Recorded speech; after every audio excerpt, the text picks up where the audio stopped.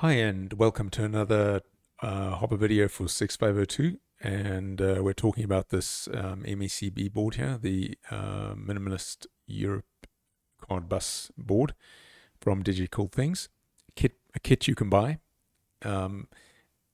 This is a 6502 CPU card, and this is the Motorola I/O card, and it's got a little extension board that I've plugged in. Right. Let me show you again what that's all about. So these boards from DigiCool Things are very robust. They're not fiddly. They're easy to build, and you can buy them in kit form on Tindy. So there's a fair amount of them out there already. So that's why it's worth supporting it and worth explaining how it works. Okay, back to the subject. So we've got this 8K BIOS. Well, it's 8K on the Hopper single board computer. It's slightly more than 8K on the MECB board right now. I probably eventually get it smaller, but we'll talk about that later. Right now, I'm supporting two different versions. It depends which version of the 6502 you've got. So if you've got the latest 6502, this one here, the Western Design Center one, it's got all these bit branch instructions here, and the set and reset bit instructions. If you've got a slightly older, the Rockwells have them too. In fact, these are Rockwell instructions, but if you've got the older version of the Western Design Center chip, even though you've still got all the new stack instructions, like the pushes and the pops for the X register, you don't have the bit instructions. And a large amount of the sort of AliExpress chips are in this category, the recycled chips. So if you have one of these chips, then you're in what I call universal, which is not really universal because it doesn't support the original MOS 6502, but that thing's missing way too many instructions for me to care about. Okay, another thing, I'm running the MECB at 4 megahertz, and I think I'm constrained by the memory speed. I can't remember why. So that's all you need to know. This is the schematic of that little daughter board that plugs directly into the parallel port of the Motorola I/O board. I've got a little LED on it as well, so you can have a little blink thing going just to test things. It's pretty straightforward. I don't have any pull-up resistors for the I2C because the parallel port already has pull-up resistors built in, and they seem to work just fine. My addressing scheme, A0 low, A1 low, A2 high, is so that with the bigger chips, like the 1024, 1025, 1026 models, they will present as two I2C devices, two 64K I2C devices, whereas the smaller chips will just present as a single 64K I2C device. So in future, we can have a second drive, an A and a B. But we'll get to that. Okay. To run this, all you need is your favorite terminal. So it doesn't matter which platform you're on. I'm using PuTTY. So all you need to get up and running is you need some of these hex files from GitHub, and your EEPROM burner, and a terminal. And the only thing you burn on the EEPROM is the BIOS itself. But first you have to pick one. So let's assume you're going to go with the universal because you don't know that you've got an S. You might have a 65CO2 rather than a 65CO2S. So that's under universal here rather than 6502S. And under universal, you've got this BIOS.hex. Burn that onto your EEPROM. Plug it into your machine, boot it up. And what you should see... Let's get across. So if I bring that up and if I hit the reset button, I see that. And it might not tell you the EEPROM bit yet because you haven't formatted yet. So in these README instructions, the first thing it instructs you to do is format your storage. So let's do that. So if I format it, after I format it, I can safely type dir. If I try to type dir before formatting, it would get confused. It wouldn't know, you'd be trying to do a dir on an uninitialized drive. And that's the key part of the BIOS, is being able to have files. But it's not terribly useful with no files on it. So how do we get them on there? Well, we paste them via the serial port. And in the instructions here, I've told you, the settings for the serial port. So I'm running at full speed on this board, which is 76800 board. 8 bits, one stop bit, no parity. It's important that you have flow control set to X on, X off. And there's a couple of other little settings as well, but you probably know your terminal better than I do. Your terminal needs to support VT100 escape codes. The terminal inside the Hopper environment does not, but your terminal will. And that's for the full screen editor. And the full screen editor is an app I've already written. So this BIOS supports running of apps on the BIOS. So let's get that one first. So the way you upload it by pasting into the console is you prep it by saying hex. I'm going to load the editor, which is edit. It knows it's going to automatically put a .com on the end, an extension. Now it's ready for it. Let me go get the editor. So what you would do, download it, load it in editor, copy it, and then paste it into here. So let me quickly go do that. Okay, so it's on my clipboard, so I can right click and paste it. And there's your progress indicator that is pasting. It's an Intel iHex file. So now if I type dir, I should have an editor. There we go. We've got an editor on board. And if I load it up, type edit, there's an empty file, F1. So F1 is like, that's why we've got VT100 terminal. And also you can have cursor movement. And it's a Word*/Turbo Pascal style editor. So it's got those keys, Control KQ to exit. Okay, so there's our editor. Next thing we want to do is we're going to get the C compiler. The C compiler is not going to have a long lifespan because it was an experiment that I wasn't thrilled with.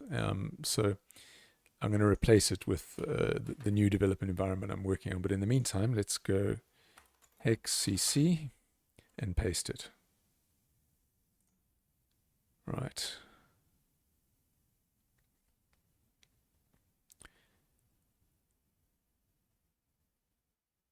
Now we've got a C compiler, but we've got no C programs to compile.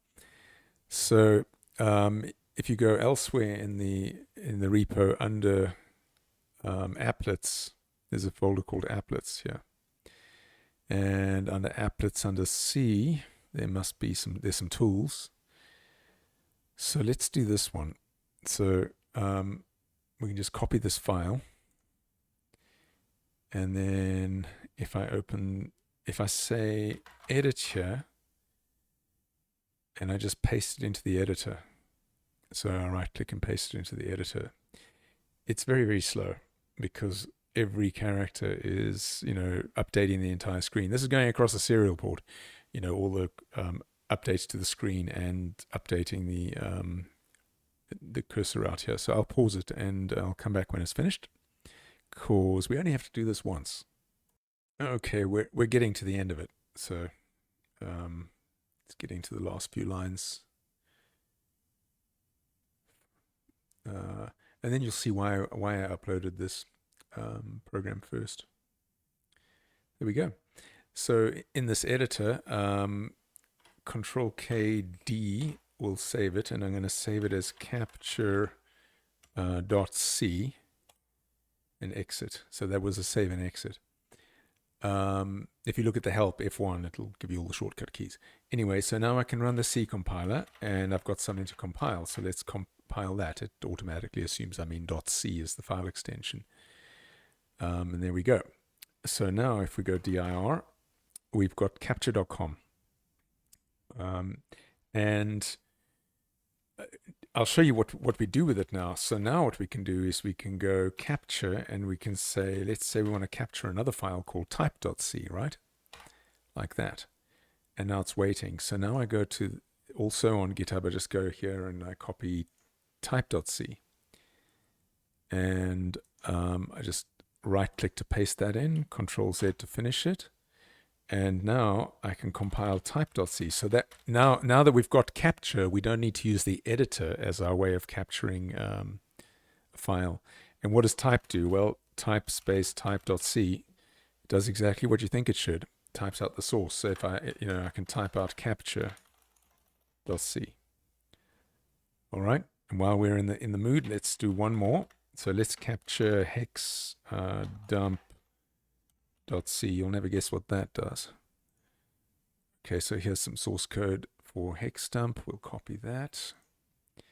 Go back there, right click to paste it. Very quick, Control Z. And now we can compile hex dump.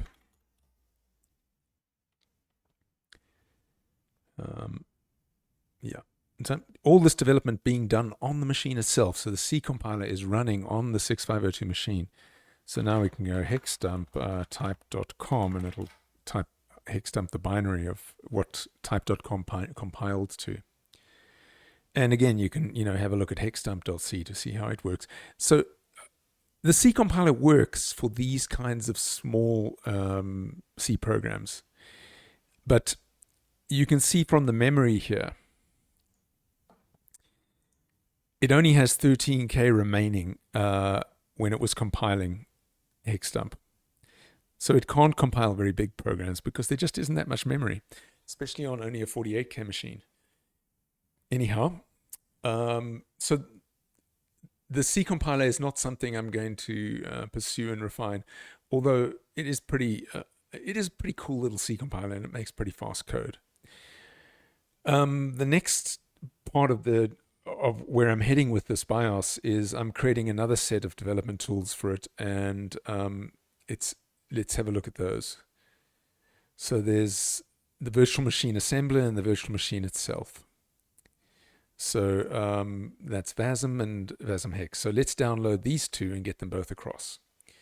I'll download them quickly. So again, we use the hex command, and we're going to download the assembler, VASM. So these are actual normal 6502 programs that have been compiled on my Hopper assembler on my desktop machine. So, and then hex VM for the virtual machine. Let's go get that.